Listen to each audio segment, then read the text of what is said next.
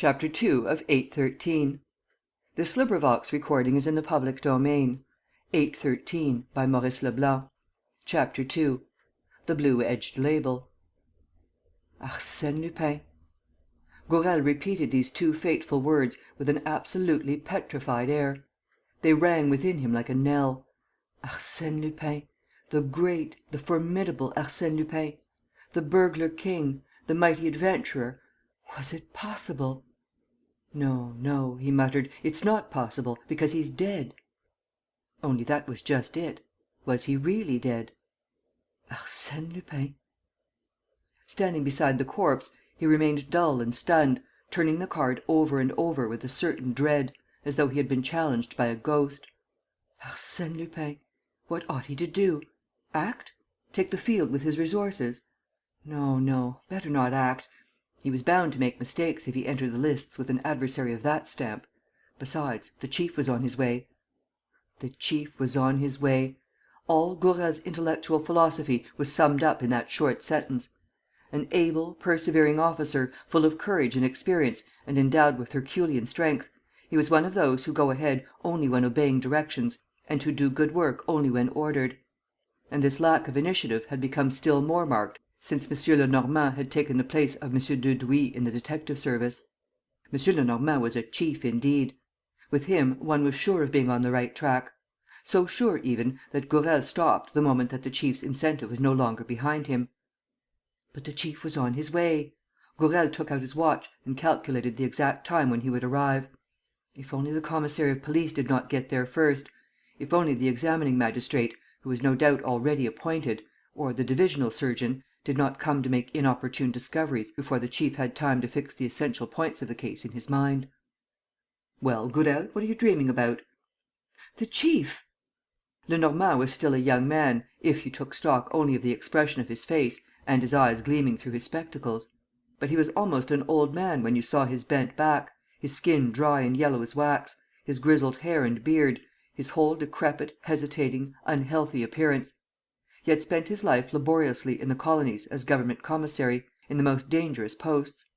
He had there acquired a series of fevers, an indomitable energy, notwithstanding his physical weariness, the habit of living alone, of talking little and acting in silence, a certain misanthropy, and suddenly, at the age of 55, in consequence of the famous case of the 3 Spaniards at Biskra, a great and well-earned notoriety. The injustice was then repaired, and he was straightway transferred to Bordeaux, was next appointed deputy in Paris, and lastly, on the death of M. Dudouis, chief of the detective service. And in each of these posts he displayed such a curious faculty of inventiveness in his proceedings, such resourcefulness, so many new and original qualities, and, above all, he achieved such correct results in the conduct of the last 4 or 5 cases with which public opinion had been stirred, that his name was quoted in the same breath with those of the most celebrated detectives. Gourel, for his part, had no hesitation. Himself a favorite of the chief, who liked him for his frankness and his passive obedience, he set the chief above them all. The chief to him was an idol, an infallible god. M. Lenormand seemed more tired than usual that day. He sat down wearily, parted the tails of his frock-coat, an old frock-coat, famous for its antiquated cut and its olive-green hue, untied his neckerchief, an equally famous maroon-coloured neckerchief, rested his 2 hands on his stick and said: "Speak." Gourel told all that he had seen, and all that he had learned, and told it briefly, according to the habit which the chief had taught him. But when he produced Lupin's card, M. Lenormand gave a start. "Lupin?" "Yes, Lupin. The brute's bobbed up again." "That's all right, that's all right," said M. Lenormand, after a moment's thought. "That's all right, of course," said Gourel, who loved to add a word of his own to the rare speeches of a superior whose only fault in his eyes was an undue reticence. "That's all right, for at last you will measure your strength with an adversary worthy of you. And Lupin will meet his master. Lupin will cease to exist. Lupin—" "Ferret!" said M. Lenormand, cutting him short. It was like an order given by a sportsman to his dog. And Gourel ferreted after the manner of a good dog, a lively and intelligent animal, working under his master's eyes. M. Lenormand pointed his stick to a corner, to an easy-chair, just as one points to a bush or a tuft of grass, and Gourel beat up the bush or the tuft of grass with conscientious thoroughness. "Nothing," said the sergeant, when he finished. "Nothing for you!" grunted M. Lenormand. "That's what I meant to say. I know that, for you, chief, there are things that talk like human beings, real living witnesses. For all that, here is a murder well and duly added to our score against Master Lupin." "The first," observed M. Lenormand.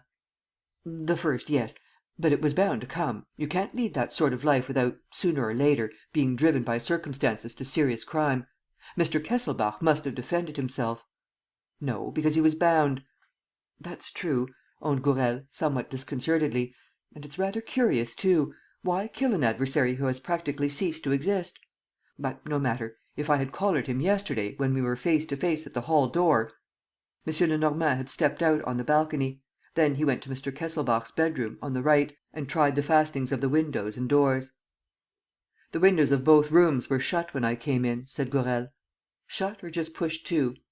"No one has touched them since; and they are shut, chief." A sound of voices brought them back to the sitting room.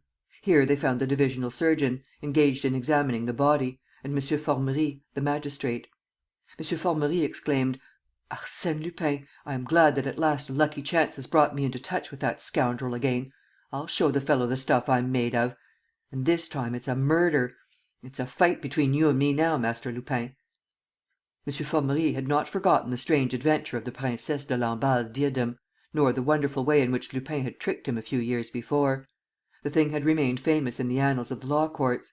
People still laughed at it; and in M. Formerie it had left a just feeling of resentment combined with the longing for a striking revenge. "The nature of the crime is self-evident," he declared, with a great air of conviction, "and we shall have no difficulty in discovering the motive. So all is well. M. Lenormand, how do you do? I am delighted to see you." M. Formerie was not in the least delighted.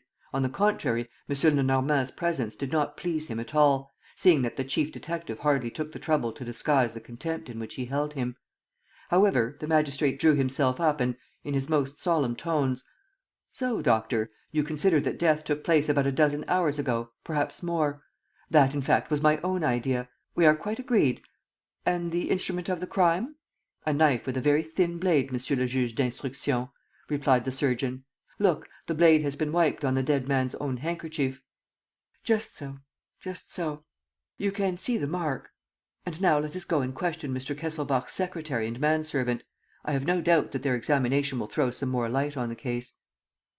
Chapman, who together with Edwards had been moved to his own room, on the left of the sitting-room, had already recovered from his experiences.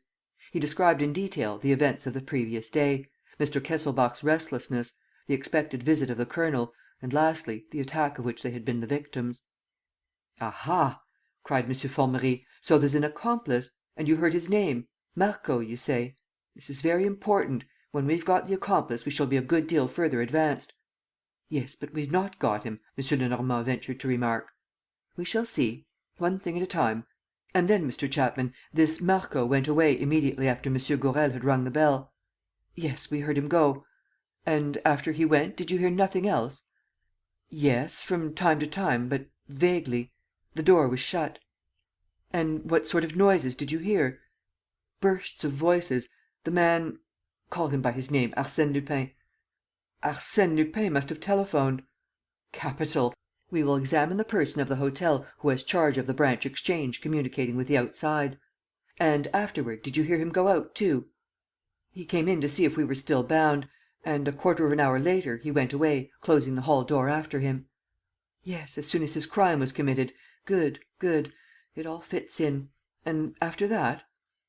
"After that, we heard nothing more. The night passed. I fell asleep from exhaustion, so did Edwards. And it was not until this morning. Yes, I know. There, it's not going badly. It all fits in." And, marking off the stages of his investigation, in a tone as though he were enumerating so many victories over the stranger, he muttered thoughtfully: "The accomplice, the telephone, the time of the murder, the sounds that were heard. Good, very good.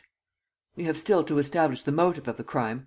In this case, as we have Lupin to deal with, the motive is obvious. M. Lenormand, have you noticed the least sign of anything being broken open?" "No." "Then the robbery must have been effected upon the person of the victim himself. Has his pocket-book been found?" "I left it in the pocket of his jacket," said Gourel.